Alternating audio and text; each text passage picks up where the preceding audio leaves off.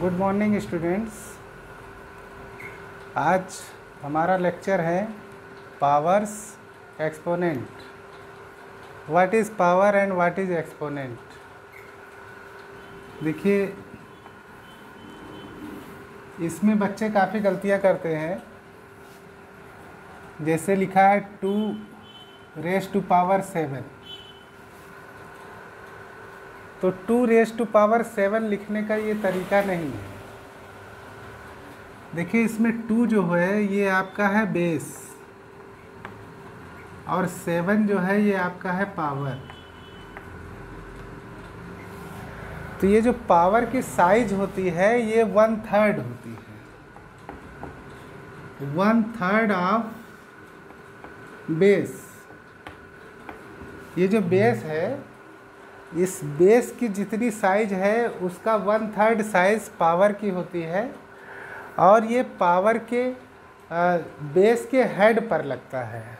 जैसे देखिए, ये 2 लिखा है, इसका हेड ये है, इसका हेड ये है। तो हमें इस हेड के ऊपर 7 लिखना है और थोड़ा सा देखिए 1/3 साइज मैंने लिखा है, तो एकदम नाप करके 1/3 साइज नहीं किया जाता है। 1/3 लगना चाहिए कि इसके साइज का 1/3 साइज पावर की साइज होती है। ठीक है ना। अब जैसे ये आपका हो गया 2⁻⁷। इसको पढ़ा क्या जाएगा? 2⁻⁷। इसको पढ़ने का तरीका ये है। और इसका मतलब क्या है? इस चीज़ का मतलब क्या है कि 2 is any number, 2 is any number, it is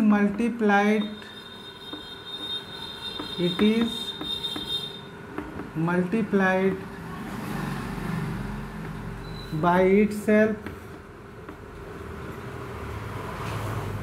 7 times। ये इसका मतलब है। ऐसे रीड किया जाता है और ऐसे इसका मतलब निकाला जाता है कि 2 एक ऐसा नंबर है जिसको खुद से ही मल्टीप्लाई करना है और 7 टाइम्स मल्टीप्लाई करना है, and that is equal to 2 multiplied 2 multiplied 2 multiplied 2 multiplied 2 multiplied 2 multiplied 2। 2 2 जा 4, 4 2 जा 8, 8 2 जा 16, 16 2 जा 32, 32 2 जा 64, 64 2 जा 128। तो 128 इज द वैल्यू ऑफ 2⁻⁷। अब हम आपको इसके कुछ लॉज बताते हैं।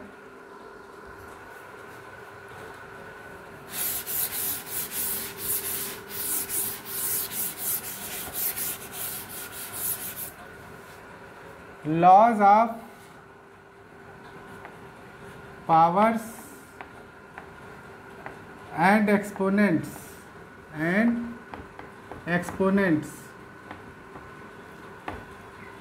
देखिए, इसका फर्स्ट लॉ होता है a⁻m मल्टीप्लाइड a⁻n। ध्यान से देखिए, दोनों में बेस सेम है, पावर अलग अलग है और ये दोनों टर्म मल्टीप्लाई हो रहे हैं। तो ऐसे कंडीशन में जब बेस सेम हो और मल्टीप्लाई का क्वेश्चन हो तो हम बेस लिख करके इनके पावर को ऐड कर देते हैं, तो एक एग्जांपल से आप लोग समझ जाएंगे। देखिए, ये 2⁻⁵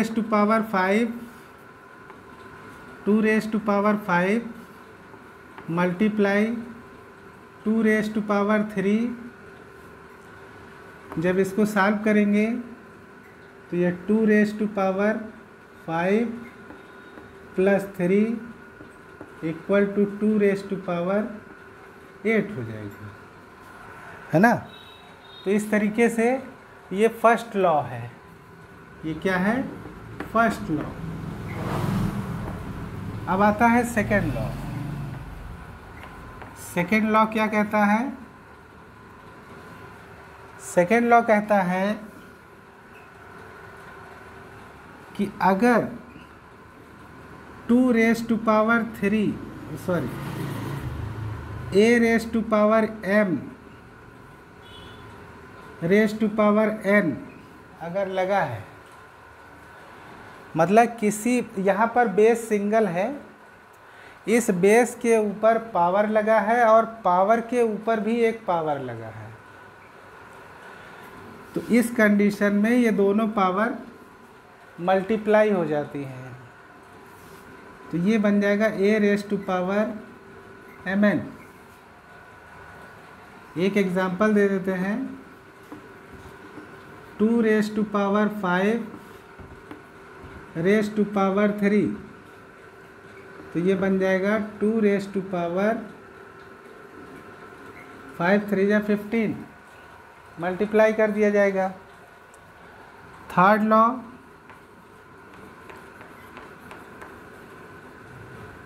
थर्ड लॉ है अगर बेस दो है, अलग अलग है, मल्टीप्लाई हो रहे हैं, ये दोनों बेस अलग अलग हैं, मल्टीप्लाई हो रहे हैं, और इन दोनों के मल्टीप्लिकेशन की पावर m है, तो हम ये पावर दोनों के साथ अलग अलग भी लगा सकते हैं। जैसे a raise to power m b raise to power m, बीच में मल्टीप्लाई ना, तो ऐसा भी हम लोग कर सकते हैं। एज एग्जाम्पल, जैसे मान लीजिए 6 रेज टू पावर 3 लिखा है, ठीक है। अब हम जानते हैं कि इस 6 को ब्रेक किया जा सकता है, तो इस 6 को ब्रेक करेंगे हम लोग कैसे?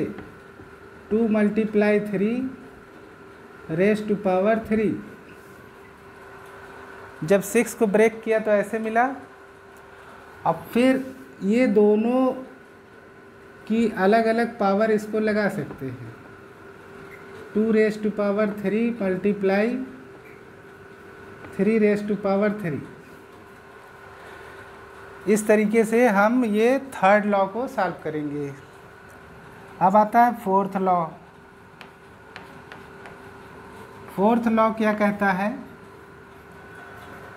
फोर्थ लॉ ये कहता है कि अगर मान लीजिए जो बेस है वो in the form of fraction है, जो बेस है वो in the form of fraction है, और दोनों के ऊपर पावर क्या लगी है? m लगी है, तो हम ये पावर दोनों के साथ अलग अलग लगा सकते हैं। तो ये हो जाएगा a raise to power m upon b raise to power m। इस तरीके से हम इसको सॉल्व कर सकते हैं, ठीक है। अब आता है fifth law.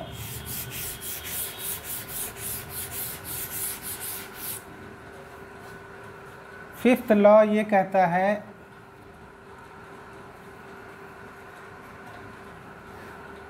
a raise to power m divided by a raise to power n। इसको ध्यान देना है, यहाँ पर बेस सेम है, डिवाइड का क्वेश्चन है, पावर अलग अलग है। तो डिवाइड के क्वेश्चन में पावर सब्ट्रैक्ट होती है और मल्टीप्लाई के क्वेश्चन में पावर ऐड होती है। फर्स्ट लॉ कहता था कि पावर ऐड करिए और फिफ्थ लॉ कहता है कि पावर सब्ट्रैक्ट करिए।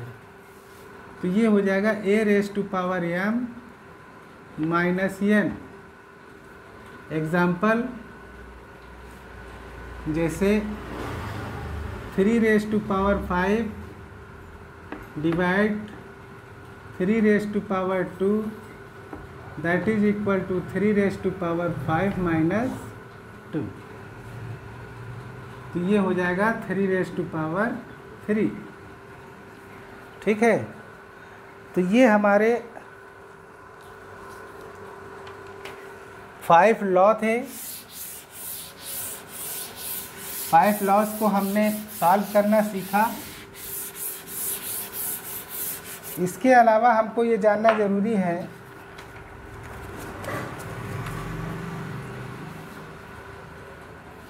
एक टॉपिक है बेटा जीरो एक्सपोनेंट। एक टॉपिक है जीरो एक्सपोनेंट, इसको जानना बहुत ज़रूरी है। अगर मान लीजिए हम किसी नंबर के ऊपर पावर 0 लगाते हैं, किसी नंबर के ऊपर पावर 0 लगाते हैं तो वो ऑलवेज इक्वल टू 1 होता है। ठीक है, अब ये जो नंबर आप देख रहे हैं, ये जो आप बेस देख रहे हैं, वेयर ए क्या है, कोई नंबर है ना, तो इस नंबर को हम कौन सा नंबर माने? A is a rational number. A is a rational number. Rational number का मतलब ये ए बेटा नेचुरल नंबर भी हो सकता है, होल नंबर भी हो सकता है, इंटीजर भी हो सकता है, फ्रैक्शन भी हो सकता है, निगेटिव नंबर भी हो सकता है, सब हो सकता है। अगर रेस टू पावर 0 लगा है दैट इज इक्वल टू 1, ये हमको जानना है। हाँ, एक कंडीशन के लिए ये फार्मूला फेल होता है, इफ a इक्वल टू 0। अगर ये a 0 है तो a 0 है तो ये बन जाएगा 0 रेस टू पावर 0, 0 के ऊपर power 0। What is the value of 0 raise to power 0? That is equal to indeterminate.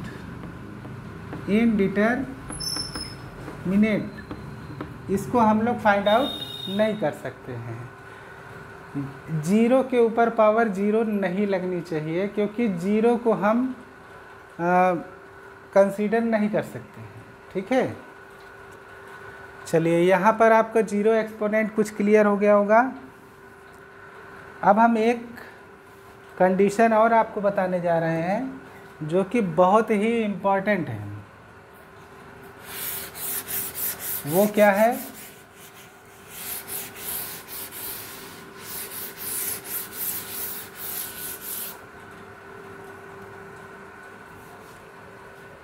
एक टॉपिक है बेटा निगेटिव एक्सपोनेंट। निगेटिव एक्सपोनेंट बहुत अच्छा टॉपिक है।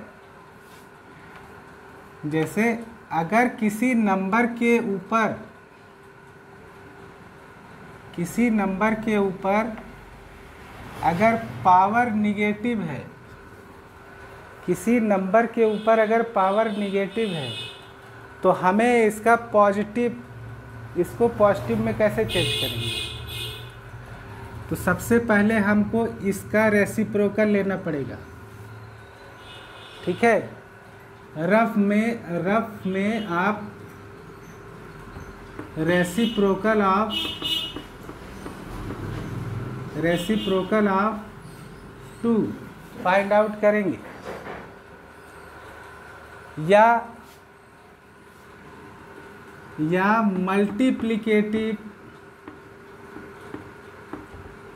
मल्टीप्लिकेटिव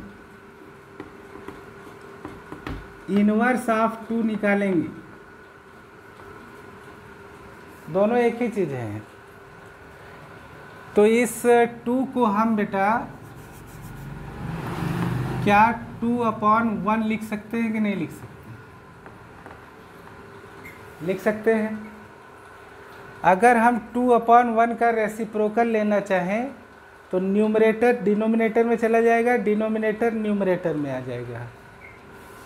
तो 1 ऊपर चला जाएगा, 2 नीचे चला जाएगा। जब हम इसका रेसिप्रोकल ले लेते हैं तो ये जो पावर निगेटिव पावर है ये पॉजिटिव में चेंज हो जाएगी, ये निगेटिव पावर पॉजिटिव में चेंज हो जाएगी। और जब तक पावर पॉजिटिव नहीं होगा तब तक हमें ये नहीं पता लग पाएगा कि हमको उस नंबर को कितनी बार मल्टीप्लाई करना है। ठीक है, अब देखिए एक क्वेश्चन और देते हैं। -3/4 रेज़ टू पावर -2। ठीक है, तो इसमें बच्चे काफ़ी गलतियां करते हैं। बच्चे गलती क्या करते हैं कि इसका रेसिप्रोकल नहीं ले पाते हैं या इसका मल्टीप्लिकेटिव इन्वर्स नहीं ले पाते हैं। बेटा ये माइनस कभी ख़त्म नहीं होगा। ठीक है, हमको रेसिप्रोकल किसका लेना है? इस 3/4 का लेना है। तो 3 नीचे चला जाएगा, 4 ऊपर आ जाएगा, तो ये हो जाएगा माइनस रहेगा, 4 ऊपर आ जाएगा, 3 नीचे आ जाएगा। ऐसा करने पर ये जो निगेटिव पावर है ये पॉजिटिव पावर में चेंज हो जाएगी। अब हम ये पता लगा लेंगे कि हमें -4/3 को 2 बार मल्टीप्लाई करना है। ठीक है, तो हमें ये मालूम होना चाहिए माइनस माइनस क्या होता है? प्लस। तो ये that is equal two plus 4 4 जा 16, 3 3 जा 9। यही आपका आंसर हो जाएगा। ठीक है ना? तो इस तरीके से हम लोगों ने सीखा कि हम निगेटिव पावर को कैसे पॉजिटिव पावर में चेंज करते हैं। ठीक है ना? देखिए इसमें एक क्वेश्चन और आता है, इसमें एक क्वेश्चन और पूछा जाता है।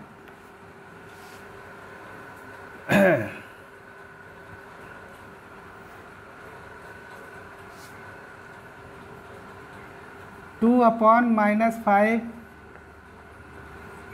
Raise to power -3। तो इसमें भी बच्चे कंफ्यूज होते हैं। तो कंफ्यूज नहीं होना है, हमें ये जानना है कि अगर निगेटिव साइन नीचे है तो ये निगेटिव फ्लोटिंग साइन होता है, ये ऑटोमेटिक ऊपर चला जाएगा। ठीक है, निगेटिव नीचे है, ऊपर पॉजिटिव है, ऊपर साइन नहीं लगा है। मान लिया पॉजिटिव साइन है तो ये निगेटिव फ्लोटिंग साइन होता है, ये ऑटोमेटिक ऊपर चला आएगा। और ये जो 2/5 है आपको इसका रेसिप्रोकल लेना है, तो ये हो जाएगा 5/2। और ये पावर जो है ये निगेटिव से पॉजिटिव में चेंज हो जाएगी। अब इसको आप सॉल्व कर लेंगे। इस तरीके से हमारा ये निगेटिव का एक्सपोनेंट के प्रॉब्लम्स हम लोग सॉल्व करेंगे। ठीक है, तो अब आप लोग इसी तरीके से एक्सरसाइज के क्वेश्चन सॉल्व करने की कोशिश करेंगे। और मेरी हम तो यही कहेंगे कि बेटा practice makes the man perfect. जितना आप प्रैक्टिस करोगे उतना आपके लिए बेनिफिट होगा। ठीक है, okay, thank you and have a good day.